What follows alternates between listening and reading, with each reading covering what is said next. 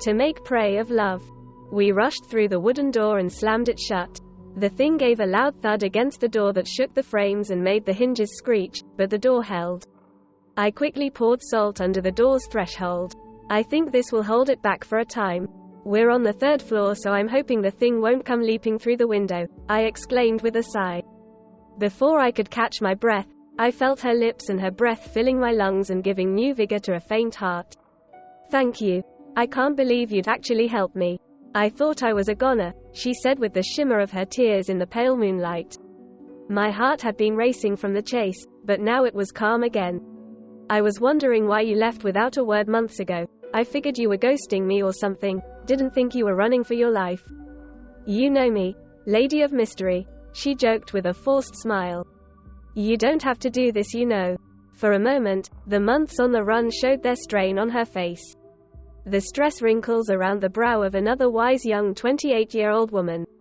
She felt the weight of those months all at once and collapsed onto the leather chair by the bookshelf.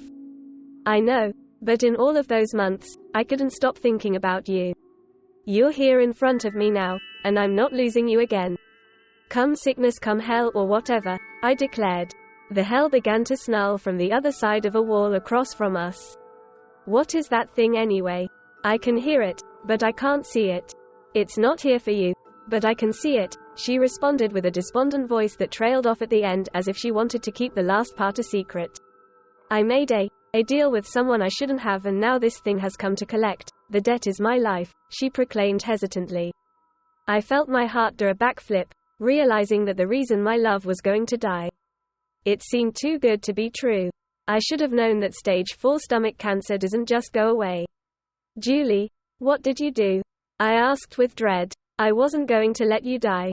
The things you do for the people as police captain, I think you're a hero.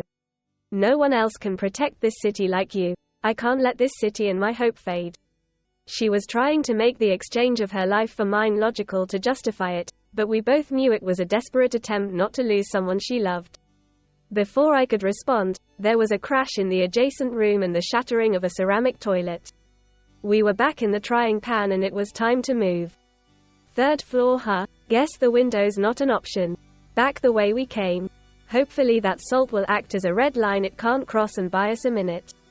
She nodded in agreement as she joined my side again. We bolted out of the door and down the steps, hoping to reach the ground floor and make a mad dash to our car. We heard the hellhound barking, a loud piercing sound that resonated through the halls. It reverberated off the walls and sounded even more fierce. The feet scraped on the hardwood. The beast was overzealous and struggled for traction in its excitement. We're gonna make it, I reassured her as I squeezed her hand. We were on the stairs to the ground floor when I saw a shadow pass overhead. I looked up, but there was nothing there to cast the shadow. An ear-piercing scream erupted from beside me, and for a moment my trip slackened. The hand so precious from me was ripped away from my grasp. I looked beside me, and she was gone. Behind me, I saw the impossible. She was being dragged by her shoulder, bleeding profusely, screaming relentlessly as she was punching the invisible assailant with her free hand. The dog began to shake her, and the bleeding became worse and she went limp from shock. Even at my distance, I heard the snap of her shoulder bone as that beast dug deeper and deeper. She wasn't struggling anymore, but the beast was still unsatisfied. Fear had paralyzed me, staring at the air as it rips into my love and puts her into this agony. Then rage overtook me. Rage at the cruel fate that would push us to months of being hunted just because she didn't want me to die, and rage at myself for taking this long to do what was necessary. I was done running. Maybe Julia is already dead, maybe she was still holding on, but I wanted to make this thing suffer for all the months of suffering it had given her. The beast again disappeared, and as I looked around, I could only hear the wild snarls of the beast circling around me. I could feel its presence around me, but I could not see it. My heart began to race uncontrollably from the bubbling rage and fear. I closed my eyes to calm myself and listened. It didn't matter that he was invisible, I could hear the blood dripping from its jaws. I called out to it, "Come over here, you God-forsaken beast. I thought all dogs go to heaven, so what the hell are you? Cerberus, Barbist, or just some nameless mutt?" I drew my revolver from behind my back and readied the last bullet. There was no missing this time. I heard the bark come from the air ahead of me and saw the blood splatter. I aimed for the center of the blood and fired. A spray of blood exploded from where I shot, but the bullet disappeared into the nothingness. The beast gave a whimper, and for a moment I felt sorry for it. I walked over to the pooling blood, knowing my felled prey was there. I walked forward, hearing the steady drip of its blood and the rasping of its last breaths.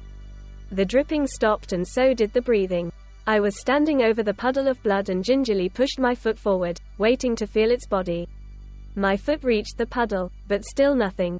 I felt a cold sweat start and heard a low growl behind me. I tried to turn and face it, but before I could, I felt its massive weight push me down. I fell face first into its putrid blood, spitting out the taste of iron with the smell of sulfur. Its claws were trying to pin down my elbows, and I could sense it rearing back its head to bite. I rolled over with everything I had against its weight. I heard his body fall to my left. I clutched my empty gun like a hammer and started to furiously slam down the butt of the gun toward the ground. None of those swings reached the ground, they hit the soft stomach of the dog. It yelped and barked in pain. I followed the hammering up and felt the butt of the gun collide with the softer windpipe, and then it was hard again. I found the face and I kept hammering until my gun and the floor was covered in blood and no more whimpers were heard. My arms and body were shaking from the strain when I finally stopped. I crawled over to Julia's body and listened to her chest for a heartbeat or a breath. I could feel her chest rising against my cheek. I scrambled to dial 911 and they came in time to save her from the blood loss. "We made it," I whispered to her when she finally awoke the next day, and I fell back to a tranquil sleep by her bedside in the hospital. "We made it to tomorrow. Thank you for never giving up on us," she whispered as she kissed me back to sleep.